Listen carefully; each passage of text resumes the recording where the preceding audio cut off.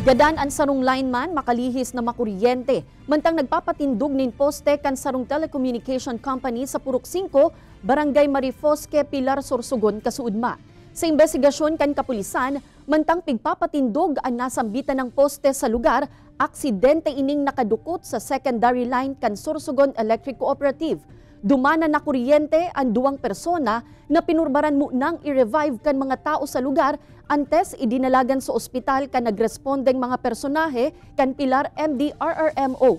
Dead on arrival ang sarong lineman mantang nagpaparahay pa ang kaibanan kaini. Sa ngunya nagpapadagos pa ang investigasyon kan mga otoridad mantang dai pa nagpapaluwas nin pahayag ang nasambitan ng kumpanya katakod kan nangyari.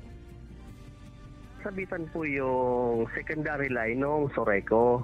Nung nasabitan po yung kuryente ng Soreco, doon po na electrocute yung dalawa.